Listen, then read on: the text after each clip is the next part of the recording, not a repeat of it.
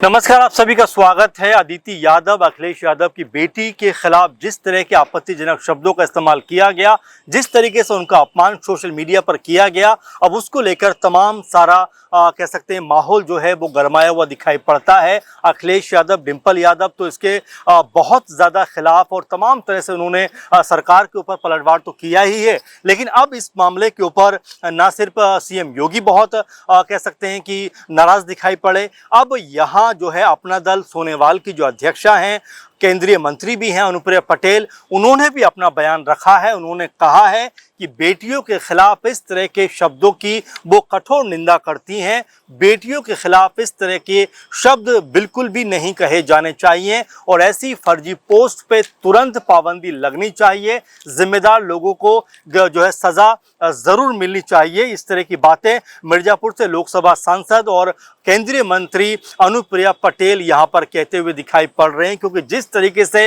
अदिति यादव को लेकर social media पर फर्जी पोस्ट किया गया, उसके बाद में सोशल मीडिया का पूरा माहौल गरमाता हुआ दिखाई पड़ा। जो समर्थक थे वो ये बात कहते हुए नजर आए कि आखिर बेटियों का अपमान क्यों किया जा रहा है। पॉलिटिकल तौर पर कोई बयानबाजी करनी है तो आप अखिलेश यादव को लेकर करिए, आप समाजवादी पार्टी को लेकर करिए, इसमें बच्चों को आप क्यों इन्वॉल्व कर रहे हैं, और वो भी लिखी पढ़ी शिक्षित बेटी को आप जो है इस तरह के भद्दे शब्दों के साथ में उसका जो है अपमान करने की कोशिश कर रहे हो। इससे पहले आपको बता दें कि कई लोगों ने, अगर बीजेपी के लिहाज से ही हम बात करें तो बीजेपी या फिर उनके सहयोगी दल, कई लोगों ने इसको लेकर अपनी प्रतिक्रिया दी थी कि इस तरह का अपमान, इस तरह की जो भी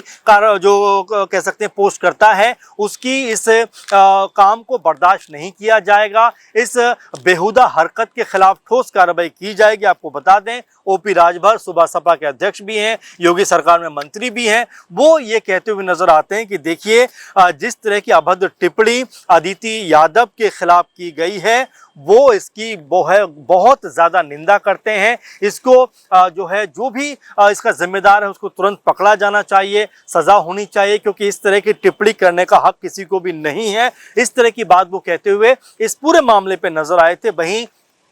खुद सीएम योगी की बात करें तो आजमगढ़ में वो एक रैली को संबोधित कर रहे थे और उन्होंने मंच से ललकारते हुए कहा था कि बेटी बेटी होती है, बेटी का सम्मान होना चाहिए। मैं पिछले दिनों देख रहा था समाजवादी पार्टी के अध्यक्ष अखिलेश यादव की पुत्री के खिलाफ कुछ लोगों ने गलत टिप्पणियां की और जैसे ही ये मामला मेरे संज्ञान में आया, मैंने तुरंत पुलिस को कहा कि जो भी जिम्मेदार लोग हैं उनके खिलाफ कार्रवाई होनी चाहिए, एफआईआर दर्ज होना चाहिए। उन्होंने कहा कि एक तरीके से बेटी बेटी होती है और हमारा तो ये मानना है कि ये सिर्फ घर की बेटी नहीं बल्कि समाज की बेटी है, परिवार की बेटी है, पूरा तरह से उनका सम्मान मान होना चाहिए। तो इस तरह की बातें योगी आदित्यनाथ ने कही थी सम्मान में, कि बेटियों का सम्मान होना चाहिए। अब इस पूरे मसले के ऊपर जब डिंपल यादव ने जो अपनी प्रतिक्रिया दी थी वो भी काफ़ी चर्चाओं में रही थी, क्योंकि डिंपल यादव ने कहा था कि इस पूरे मामले में बीजेपी संबंधित लोगों का हाथ है।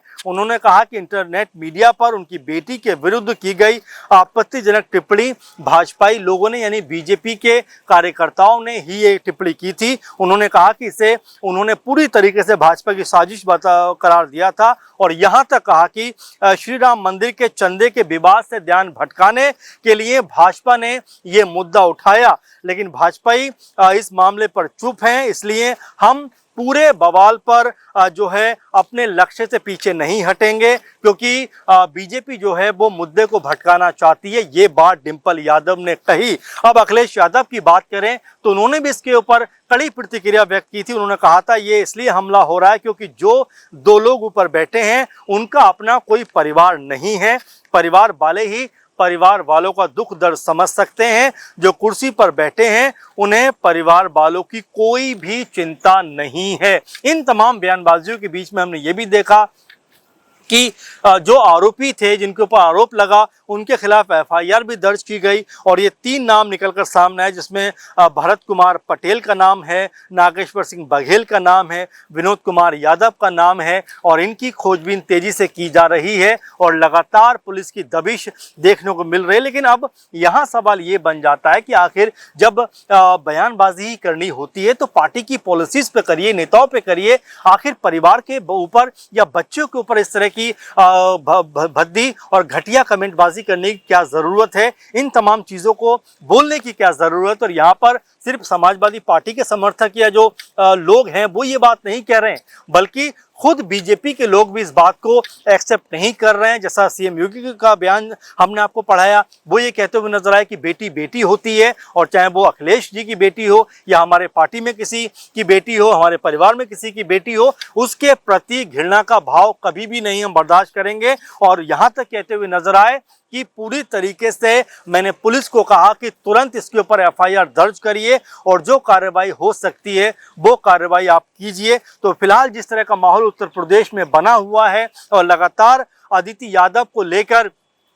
जो कमेंट किया गया, जो भद्दी पोस्ट की गई, उसको लेकर अब अपनी अपनी तरफ से लोग जो हैं प्रतिक्रियाएं देते हुए नजर आ रहे हैं। इसी प्रतिक्रिया के तहत या इसी कह सकते हैं पोस्ट के ऊपर अनुप्रिया पटेल ने जिस तरह की बात कही है और जिस तरह की निंदा की है, उससे साबित हो जाता है कि भले ही पॉलिटिकल तौर पर आपस में जो है कोई बहुत अच्छा तालमेल ना हो, लेकिन जब किसी की पर्सनल चीज़ों पर अटैक किया जाएगा, किसी की बहन बेटी पर अटैक किया जाएगा, इस तरह के भद्दे कमेंट किए जाएंगे, तो कोई भी नेता इसको बर्दाश्त नहीं करेगा और इसके ऊपर जो है अपना बयान दर्ज कराता हुआ दिखाई पड़ेगा। तो फिलहाल अगर हम पूरे माहौल को देखें तो उत्तर प्रदेश में जैसा लग रहा है कि जिस तरीके से पूरी तरीके से यहाँ पर जो नेता हैं इस पूरे माहौल के खिलाफ दिखाई पड़ रहे हैं, जो सोशल मीडिया के जरिए बनाया जाता है, जो अश्लील कमेंट किए जाते हैं, भद्दे तरीके से पोस्ट शेयर किए जाते हैं और बेटियों की असमत के साथ में खिलवाड़ करने का प्रयास किया जाता है। तो ये अपने आप में कई तरह के मामले हैं जो लगातार हम देख रहे हैं कि सोशल मीडिया के जरिए ना सिर्फ किए जा रहे हैं, बल्कि कहीं ना कहीं इन पर अगर रोक नहीं लगी तो इस तरह की चीज़ें और बढ़ती हुई दिखाई पड़ेंगी। क्योंकि सोशल मीडिया पर बड़ा आसान होता है कहीं से भी कोई पोस्ट बनाना, शेयर कर देना, लेकिन इसका जो अंजाम होता है, परिणाम होता है, किसी की ज़िंदगी के ऊपर बहुत गहरा पड़ता है। और यही बात लगातार देखी जा रही है कि आदित्य यादव जो विदेश में रहकर पढ़ाई कर रही हैं, उनको लेकर जिस तरह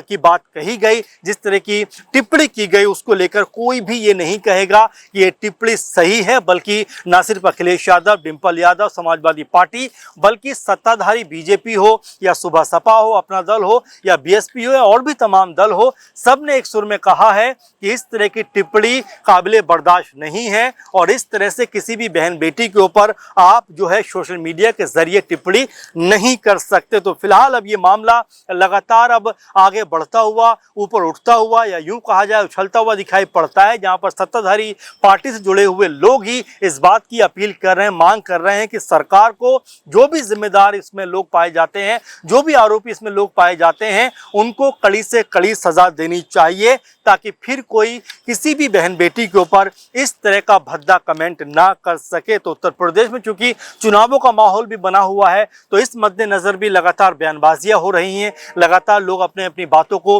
लेकर सामने आ रहे हैं। लेकिन सबका जिस तरह से ये कहना है कि देखिए राजनीति अपनी जगह पर है, हम एक दूसरे की नीतियों के ऊपर बात करते हैं, एक दूसरे की खामियों को लेकर आते हैं, और जाहिर बात है कि यहाँ पर परिवार का या निजी तौर पर कोई भी अटैक, कोई भी हमला नहीं होना चाहिए, और वो भी उस बेटी के ऊपर जो पॉलिटिकल तौर पर कहीं भी एक्टिव नहीं है। तो जाहिर बात है उत्तर प्रदेश में आदित्य यादव को लेकर जिस तरह के कमेंटबाजी सोशल मीडिया के जरिए हुई है, उसके ऊपर अब बड़ा माहौल कहीं ना कहीं बनता हुआ दिखाई पड़ता है। और सरकार के पक्ष के जो दल हैं वो ये पुरजोर तरीके से मांग कर रहे हैं कि जो भी इसमें अपराधी हैं, आरोपी हैं, उनको पकड़ा जाना चाहिए और उनको कड़ी से कड़ी सजा दी जानी चाहिए, ताकि जो कोई भी बेटी के खिलाफ इस तरह की भाषा का प्रयोग करना चाहता है या करता है, उसके ऊपर लगाम लगे और कहीं ना कहीं एक सबक मिलता हुआ दिखाई पड़े। तो आदित्य यादव को लेकर जिस अनुप्रिया पटेल ने अब आगे बढ़कर कह सकते हैं जो प्रतिक्रिया दी है, उसको आप कैसे देखते हैं, क्या कहेंगे उसके बारे में?